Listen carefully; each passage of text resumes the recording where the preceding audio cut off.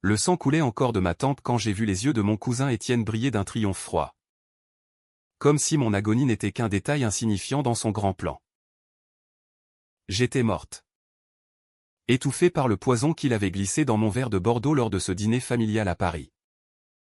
Un soir d'automne où les feuilles mortes dansaient sous les réverbères de la Seine. Et pourtant, en un battement de cils, le monde s'est rétréci. Puis explosé en une lumière aveuglante, je me suis réveillé dans mon lit. Le corps de mes 28 ans. Le cœur battant la chamade. Avec l'odeur familière du pain frais montant de la boulangerie en bas de l'immeuble haussmannien du 7e arrondissement. C'était impossible. Hier où était-ce il y a une éternité? J'avais été Claire Duval. L'héritière oubliée. La nièce que l'on tolérait à peine lors des réunions familiales. Ma grand-mère, Élise de Montfort, venait de trépasser dans son hôtel particulier de Neuilly, emportant avec elle les secrets d'une lignée aristocratique qui remontait à la Restauration. Son testament, lu par le notaire aux yeux fuyants, avait été un coup de poignard, les bijoux légendaires, le collier de perles de Marie-Antoinette. Les diamants taillés sous Louis-Philippe avaient été partagés entre mes cousins. Étienne et Sophie. Ces vipères au sourire poli. Moi, j'avais hérité de son journal intime. Un recueil de cuir craquelé qu'ils avaient qualifié de sans valeur. Un reliquat sentimental pour l'orpheline que j'étais depuis l'adolescence. Mais ce journal. Oh. Ce journal était une bombe à retardement. Je l'avais feuilleté ce soir-là. Avant le poison. Et ces pages jaunies avaient révélé l'impensable, Élise n'était pas la veuve irréprochable que l'on croyait. Elle avait couvert un scandale. Un meurtre commis par mon oncle le père d'Étienne et Sophie lors d'une affaire de spoliation juive pendant l'occupation. Les bijoux n'étaient pas un héritage pur, ils étaient tachés de sang. Volés à des victimes de la Shoah. Et mon oncle les avait blanchis pour gonfler la fortune familiale. Étienne et Sophie le savaient. Ils m'avaient tué pour m'empêcher de le crier au monde. Après que j'eus menacé de tout révéler lors de l'expertise des joyaux. Prévu le lendemain au Louvre. Maintenant. Je suis de retour. Pas un fantôme. Non, une vivante. Une chair et un os animés par une rage qui bouillonne comme le vin de Bourgogne dans les caves de Beaune. Le soleil filtre à travers les voilages de ma chambre. Et je sens le pouls de Paris dehors, les klaxons impatients. Les odeurs de croissants chauds. Le murmure éternel de la ville lumière. Mais cette lumière est trompeuse. Elle cache les ombres. Les trahisons qui se nouent dans les salons feutrés des beaux quartiers. Je me lève. Les jambes tremblantes. Et je regarde mon reflet dans le miroir ancien hérité de ma mère, des yeux verts. Héritage des Montfort. Qui perce maintenant comme des lames. Je ne suis plus la Claire naïve. La conservatrice de musée qui cataloguait des reliques sans se douter que sa propre famille en était une. Empoisonnée. Je m'habille rapidement en une jupe crayon noire. Un chemisier blanc immaculé. Des escarpins qui claquent comme des coups de feu sur le parquet. Je dois aller chez grand-mère. Pas pour son enterrement, celui-ci n'a pas encore eu lieu dans cette boucle temporelle que le destin m'a accordée. Non. Pour la prévenir. Ou pour la manipuler? L'idée me traverse l'esprit comme un éclair, et si je changeais le testament moi-même? Mais non. Élise est une forteresse. Forgée dans les intrigues de l'après-guerre. Elle mourra bientôt. D'une crise cardiaque feinte par ses pilules dosées par Étienne. Son petit-fils chéri. Je le sais. Parce que je l'ai vu. Parce que j'y ai succombé. En descendant l'escalier. Je croise Madame Leclerc. La concierge. Qui me salue d'un bonjour. Mademoiselle Duval. Vous avez l'air. Changé. Changé? Si elle savait. Je souris. Un sourire qui n'atteint pas mes yeux. Et je sors dans la rue de Grenelle.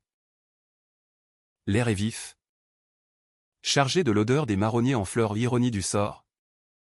Car rien ne fleurira plus pour les Duval de Montfort après moi. Je haile un taxi. Direction Neuilly. Le trajet est un tourbillon, je rejoue la scène fatidique dans ma tête. Le dîner. Les rires forcés. Le toast à la mémoire d'Élise. À la famille, avait dit Étienne. En me tendant le verre. Son regard. Ce regard de prédateur déguisé en gentleman. Avec son costume sur mesure de chez Hermès et son accent traînant du 16e. Arrivé devant l'hôtel particulier. La grille en fer forgé s'ouvre avec un grincement sinistre. Élise est là. Dans le salon aux tapisseries Louis XV. Affaiblie mais alerte. Ses cheveux blancs relevés en chignon impeccable. Claire. Ma chérie, murmure-t-elle en m'embrassant les joues. Ses lèvres sont froides. Comme la mort qui l'attend. Je m'assois. Feignant l'inquiétude filiale. Grand-mère. J'ai fait un rêve horrible. À propos de l'oncle Henri. Et des bijoux. Ses yeux s'écarquillent. Un instant de panique pure. Elle sait. Bien sûr qu'elle sait. Le journal est dans son bureau. Déjà rédigé. Ses confessions couchées sur papier comme un testament empoisonné. Ne dis pas de sottises. Claire. Les rêves sont des mensonges. Mais sa voix tremble. Je pose ma main sur la sienne. Sentant les veines saillantes sous la peau parcheminée. Et si ce n'était pas un rêve? Et si je savais pour les Rosenfeld? Pour le coffre-fort à la banque suisse? Le silence tombe comme une guillotine. Élise pâlit. Et pour la première fois. Je vois la faille dans son armure, la culpabilité d'une femme qui a survécu à 2 guerres en pactisant avec le diable. Comment? Balbutie-t-elle. Je mens? Bien sûr. Le journal. J'ai lu des extraits. Par accident. C'est faux dans ma vie précédente. Je n'y ai touché qu'après sa mort. Mais ici, je dois accélérer le poison. Étienne et Sophie. Ils préparent quelque chose. Ils veulent tout. Et moi. Je ne les laisserai pas. Elle se redresse. Une lueur farouche dans les prunelles. Alors? Écoute-moi bien. Claire. Ce journal n'est pas un legs. C'est une arme. Si je meurs, tu le gardes secret jusqu'à l'expertise. Les bijoux seront évalués au Louvre. Et là, tu frapperas. Son souffle s'accélère. Et je sens le drame se nouer déjà. Mais je ne suis pas venu pour la sauver. Pas vraiment. Je suis venu pour la pousser dans l'abîme. Pour que le testament soit lu plus tôt. Pour que la trahison éclate au grand jour. Les heures passent en un conciliabule fiévreux. Élise me raconte tout, l'oncle Henri. Collaborationniste notoire. Avait volé les bijoux au Rosenfeld. Une famille juive déportée. Elle l'avait su. L'avait couvert pour protéger la fortune. J'étais faible, avoue-t-elle. Les larmes coulant sur ses joues poudrées. Mais toi, Claire, tu es forte. Venge-nous. Venge les morts. Je hoche la tête. Mais intérieurement, je jubile. Vengeance? Oui. Mais la mienne d'abord. Contre Étienne. Qui m'a empoisonné pour un quart d'héritage. Contre Sophie. Qui a ri en voyant mon corps s'effondrer. Le soir tombe. Et je repars. Le journal glissait dans mon sac où elle me l'a donné. Anticipant sa fin. Dans le taxi du retour. Je l'ouvre à la page marquée d'un ruban rouge, si Claire lit ceci. Qu'elle sache que les Duval sont maudits. Mais qu'elle brise la malédiction. Maudit? Oh. Grand-mère? Vous n'avez pas idée. Je ferme les yeux. Et pour la première fois depuis mon retour, je ris un rire amer, qui résonne dans la nuit parisienne comme un présage. Les jours suivants sont une danse macabre. Je contacte discrètement l'expert du Louvre. Un vieil ami de musée nommé Laurent. Et je lui glisse des indices sur l'origine trouble des bijoux. Vérifiez les gravures. Cher ami. Il y a des noms cachés. Il hausse un sourcil. Intrigué. Mais promet de creuser. Pendant ce temps, j'observe mes cousins. Étienne, banquier ambitieux chez BNP Paribas, parade dans les dîners du faubourg Saint-Honoré. Sa femme pendue à son bras comme un trophée.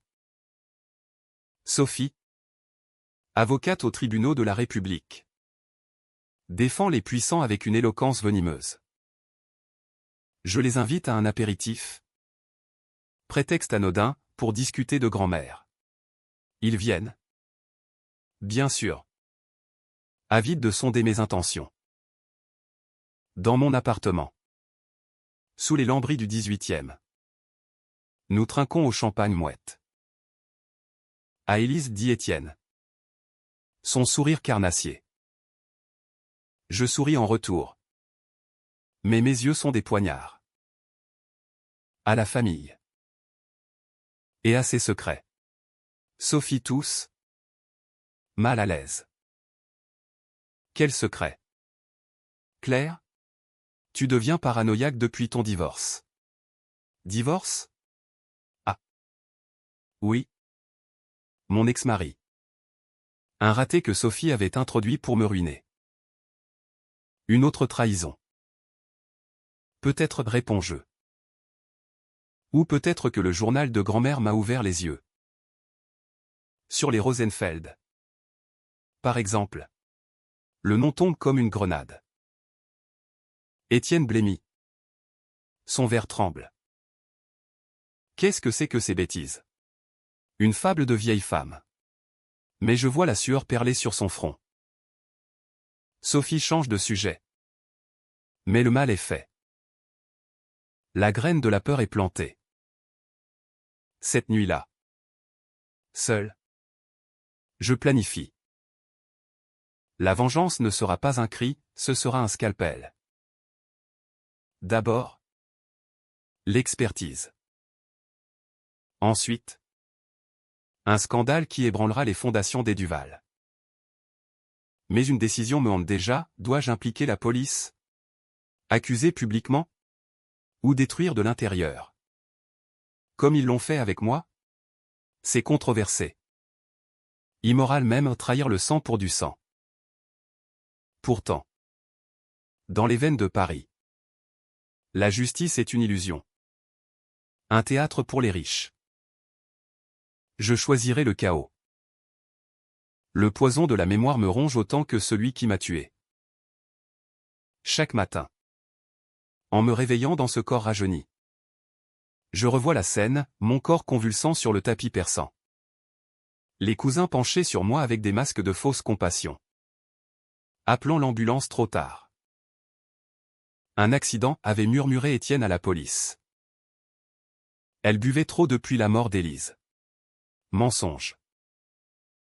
J'étais sobre. Lucide. Prête à tout balancer lors de l'expertise. Ils m'ont devancé d'un jour. Aujourd'hui. Je marche le long des quais de Seine. Le journal d'Élise sous le bras comme un talisman maudit.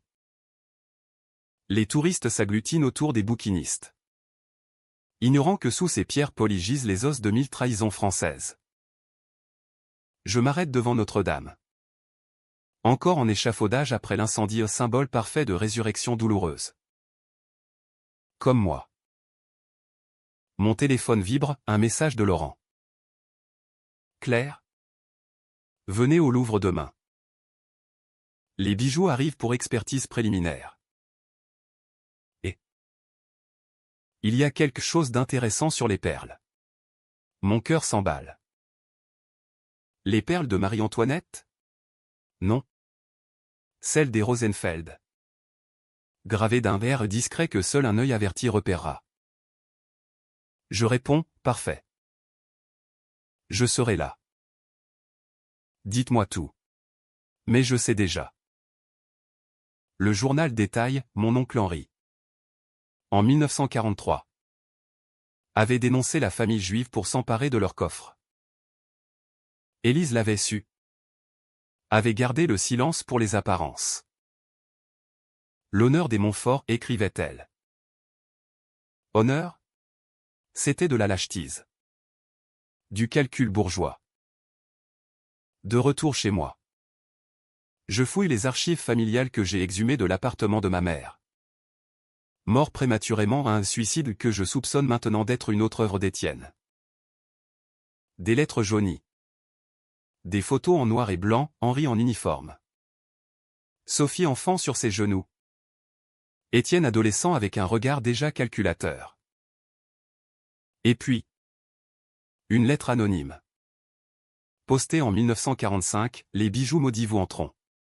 Prophétie. Le lendemain. Au Louvre. Sous les voûtes du département des objets d'art.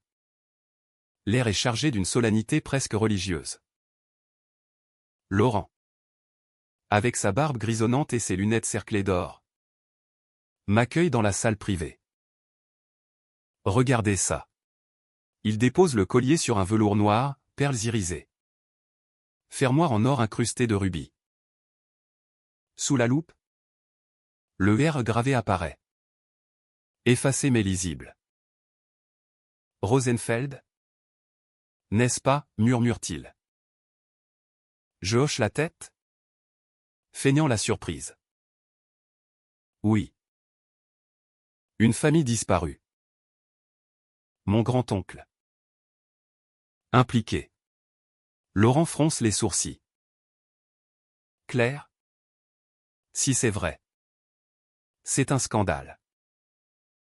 Remboursement. Restitution à l'État d'Israël peut-être. Vos cousins le savent-ils? Je souris. Un sourire de sphinx. Pas encore. Mais ils sauront bientôt. Nous signons le protocole, expertise complète dans une semaine. Avec convocation des héritiers. Parfait. Le piège se referme. En sortant. Je croise Sophie par hasard ou pas. Elle est là. Élégante dans son tailleur Chanel. Flânant devant la Vénus de Milo comme une visiteuse innocente. Claire. Quelle coïncidence. Son ton est mielleux. Mais ses yeux sont des lames. Que fais-tu ici? Je hausse les épaules. Travail. Et toi? Elle rit. Un tintement de cristal fêlé.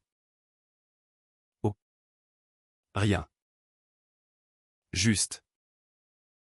Curieuse. Grand-mère tâtait-elle parler des bijoux avant de partir? Partir? Elle est encore vivante. Mais Sophie anticipe déjà. Oui, dis-je calmement. Et du journal. Fascinant.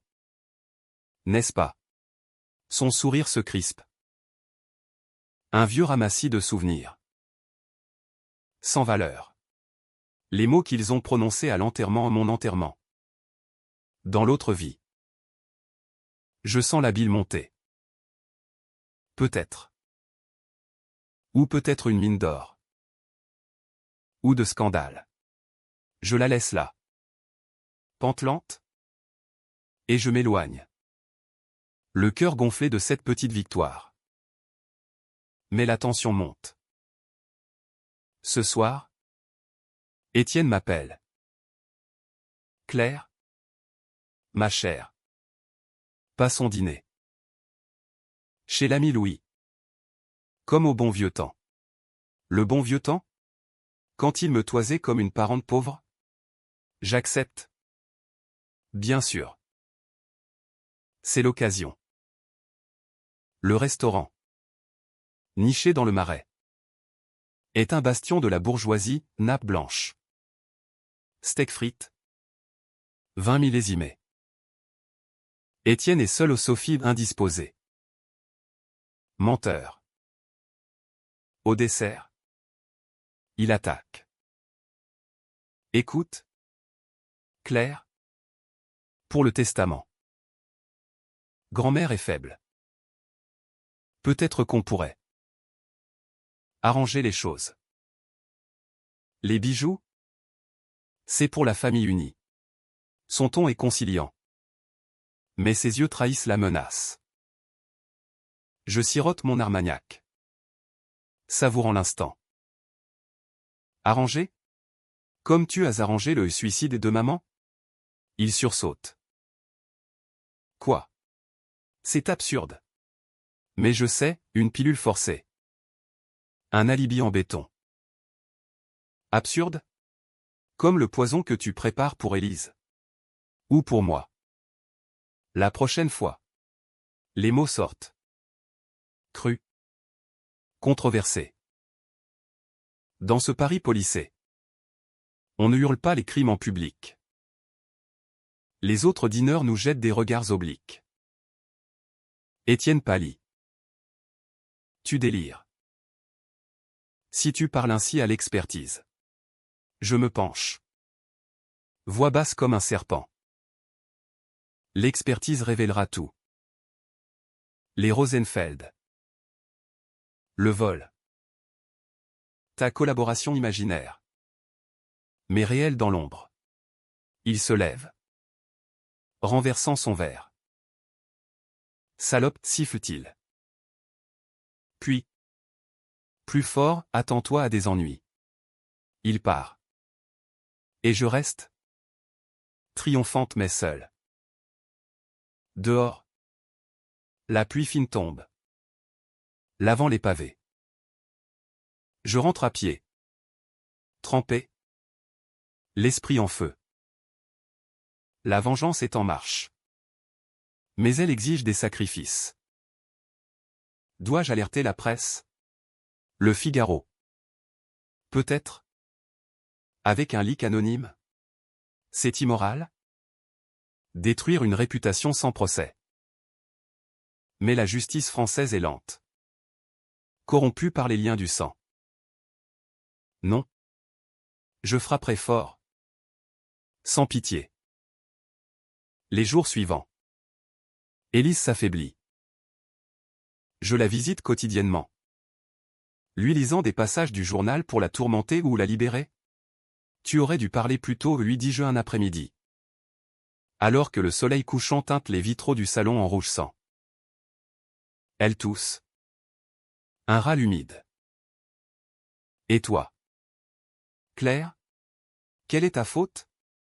Tu portes le même sang. Touché. Ma faute? Avoir ignoré les signes. Avoir aimé cette famille toxique comme un junkie son poison. Puis. L'appel, Élise est morte. Crise cardiaque. Dit le médecin. Mais je sais, Étienne a accéléré les pilules. Le notaire convoque la lecture pour demain. Mes cousins arrivent. Frais et dispo. Masquant leur avidité sous le deuil. Sophie en noir. Perle au cou au sel de grand-mère? Non. Pas encore.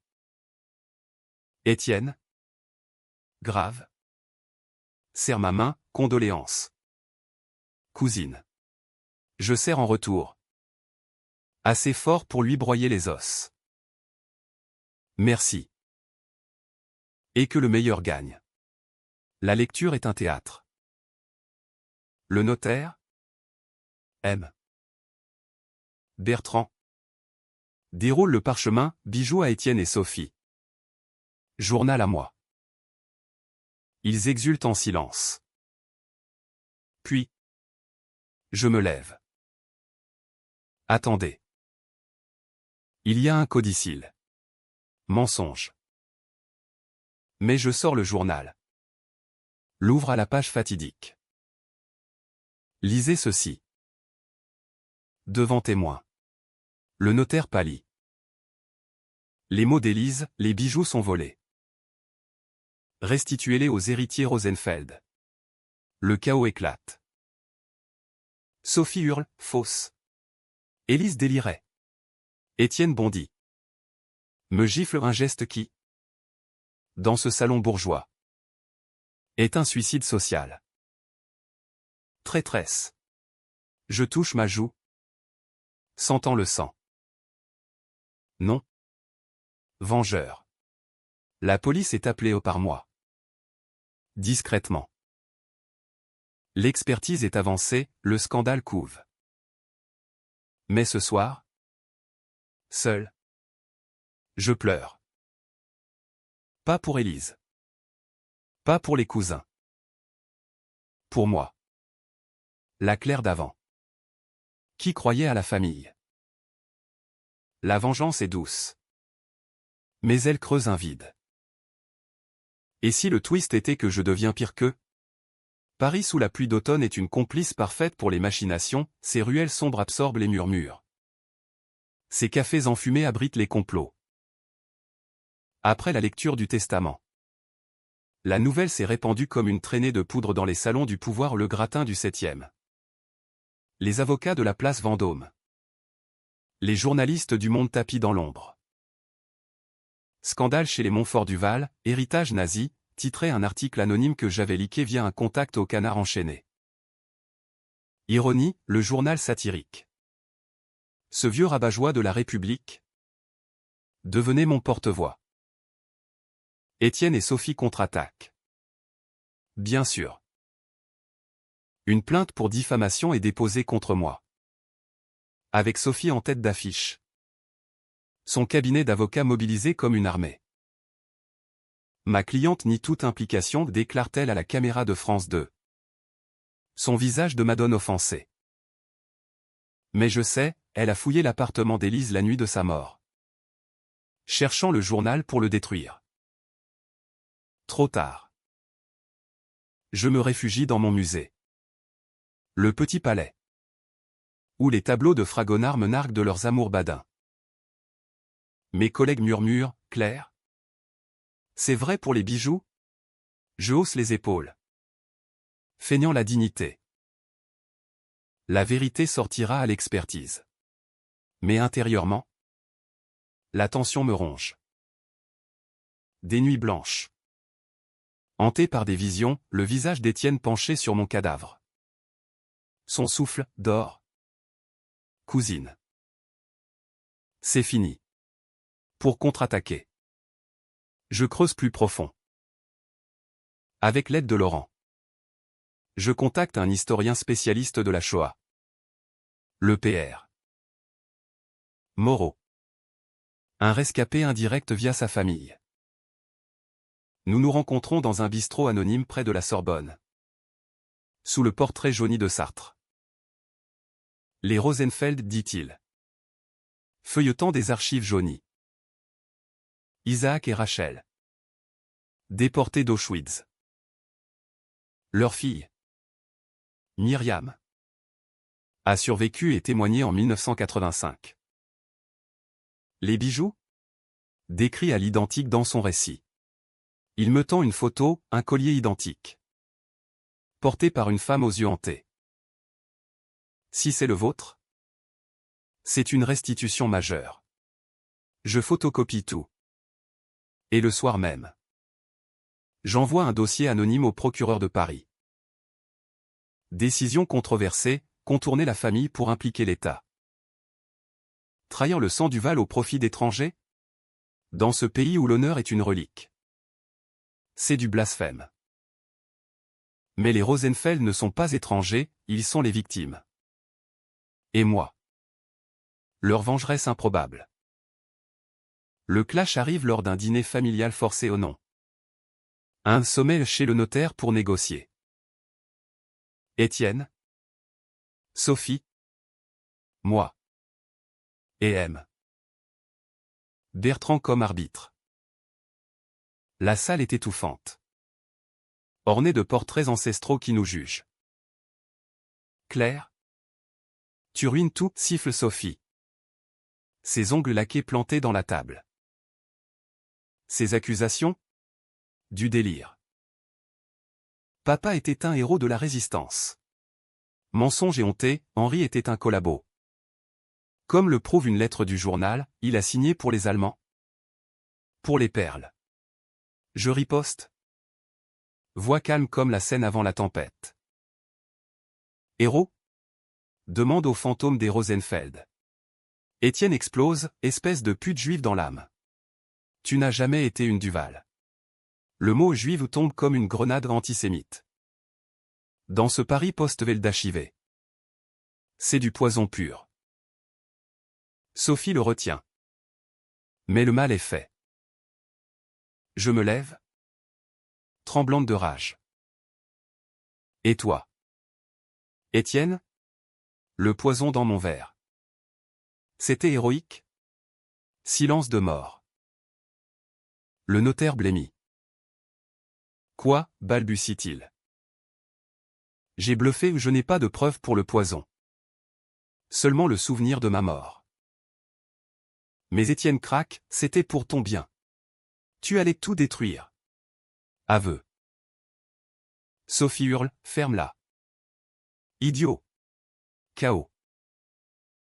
J'appelle la police depuis mon portable. Enregistrant tout. Sirène au loin. Comme un requiem. La garde à vue d'Étienne est un spectacle, menottes sur son costume sur mesure. Flash des paparazzis devant le commissariat du 8e. Sophie est interrogée séparément. Son alibi fissuré. Moi? Témoin clé. Protégé par un ordre de restriction. Mais la nuit? Seul. La tension me broie. J'ai gagné une bataille. Mais la guerre exige plus, des preuves irréfutables. Je fouille l'appartement d'Étienne, effraction illégale. Un pas de plus dans l'abîme moral. Dans son bureau. Je trouve, flacon de digital. Le poison. Et une lettre, pour Claire. Si elle parle. Triomphe. Mais aussi nausée. Suis-je devenu un monstre? La presse me peint en héroïne, la nièce vengeresse brise le silence familial. Interview. Plateau TV chez Ruquier. Je joue le rôle. Mais intérieurement, je saigne. Élise m'avait prévenu, la malédiction des Duval. Et si j'étais maudite aussi? La haute tension culmine à l'expertise publique. Au Louvre. Sous les yeux de la presse et d'héritiers Rosenfeld invités. Laurent présente, vol confirmé. Valeur, 5 millions d'euros. Mais valeur morale, inestimable. Étienne. Libéré sous caution. Fulmine dans le fond. Sophie. Défaite. Pleure.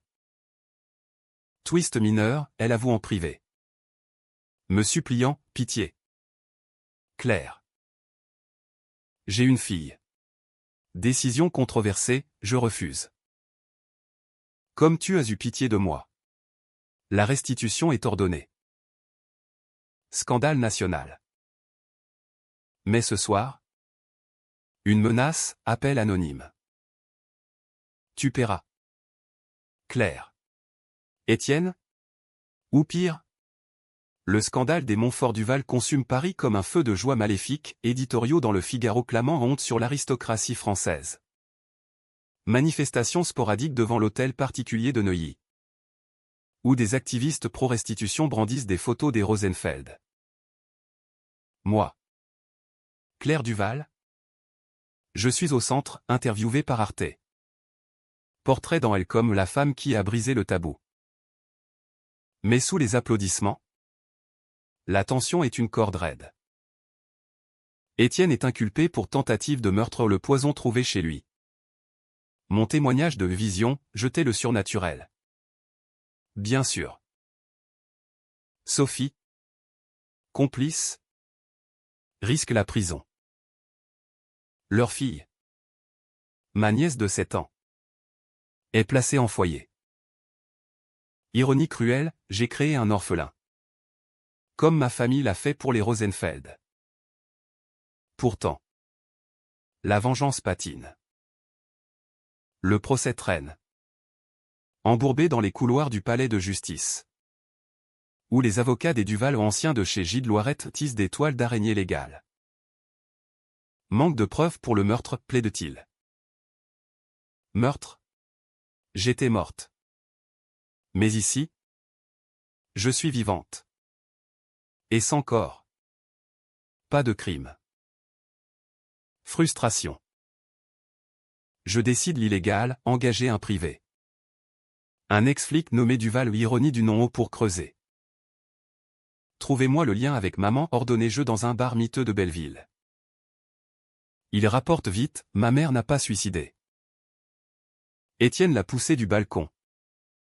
En 2005. Après une dispute sur l'héritage. Preuve, un témoin réticent. Une voisine sourde qui a vu un homme en costume. Assez pour rouvrir l'enquête. Je confronte Étienne lors d'une visite en prison. À Fresnes, lieu sordide pour un Duval. Derrière la vitre, son visage est ravagé. Barbe naissante. Yeux injectés. Pourquoi? Étienne? Pour des cailloux? Il ricane. Pas des cailloux. Claire.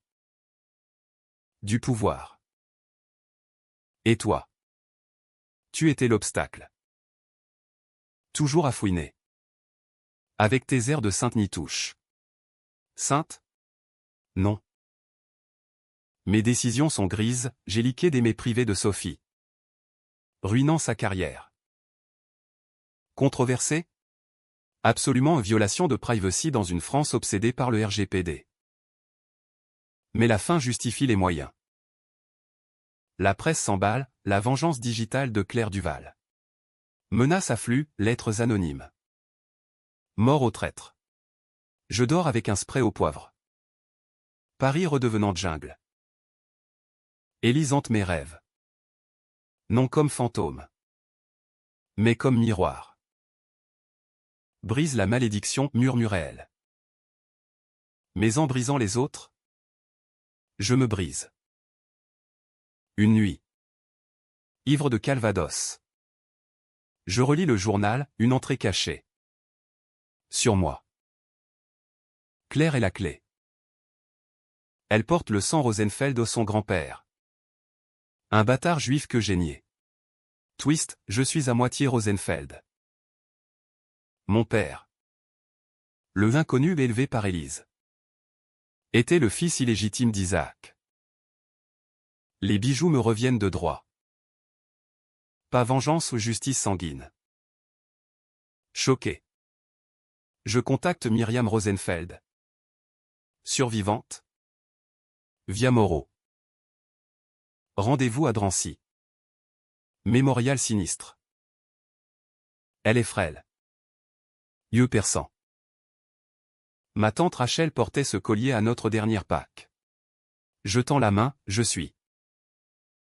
Votre nièce? Peut-être. Larmes. Étreinte. Le sang appelle le sang. Elle me donne une photo, mon père enfant. Avec le verbe au poignet. Armé de ça. Je force le twist au procès. Avocat pro bono, un jeune idéaliste de la PJH présente l'ADN, match partiel via archive. Les Duval hurlent, faux. Mais le juge ordonne test. Étienne craque en cellule. Suicide raté aux pendaisons avortées. Sophie supplie, garde le silence pour l'enfant. Je refuse. Mais intérieurement? Fissure. La petite? Innocente. Chaos Trao, audience publique. Témoignage de Myriam.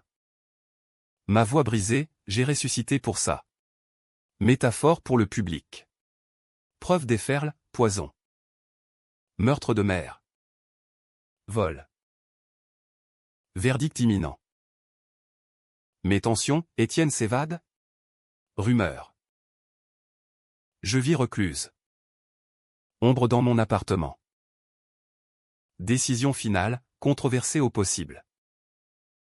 Je visite Sophie en détention. Prends ta fille. Fuis en Suisse. Silence pour silence. Trahison du système? Oui. Mes humanités. Elle pleure, pourquoi? Parce que je ne suis pas eux. Le verdict tombe comme la hache de la Révolution, Étienne. Perpétuité pour meurtre multiple, le mien présumé. Mais cumulatif avec maman et complot contre Élise. Sophie. 10 ans ferme pour recel et complicité. La salle d'audience explose, crie des Rosenfeld en liesse. Huée des Duval restant en tantes outragées. Oncle silencieux. Moi. Au premier rang. Je sens un vide, victoire. Mes cendres. Les bijoux restitués. La fortune familiale saisie pour indemnité. Les Montfort ruinés. Paris indifférent, un scandale de plus dans sa longue liste. Myriam m'invite à Tel Aviv. Pour clore le cercle. Je pars. Laissant le 7e derrière. Ses façades haussmanniennes comme masque fêlé. L'avion surplombe la Méditerranée. Et pour la première fois. Paix. Pas happy end hollywoodien BKCH. Teinté d'espoir. Sophie m'écrit de prison, merci pour la petite. Tu es meilleur que nous. Ironie. De retour. Paris m'accueille en automne triomphant, feuille d'or sous un ciel clair. Je reprends le musée. Promue conservatrice en chef ironie. Gardienne de reliques honnêtes. Le journal d'Élise. Donné à un musée de la Shoah. Anonyme. Ma malédiction brisée. Peut-être. Une nuit. Rêve, Élise sourit. Vengée. Mais le vrai twist, dans le journal. Dernière page, Claire. Si tu lis ceci après ma mort, sache que j'ai empoisonné Henri en 1968. Pour les Rosenfeld. Ton tour? Peut-être. J'ai tué? Indirectement. En révélant. Le cycle? Rompu. Je vis? Libre? Dans cette ville de lumière et d'ombre? Vengeresse repentie.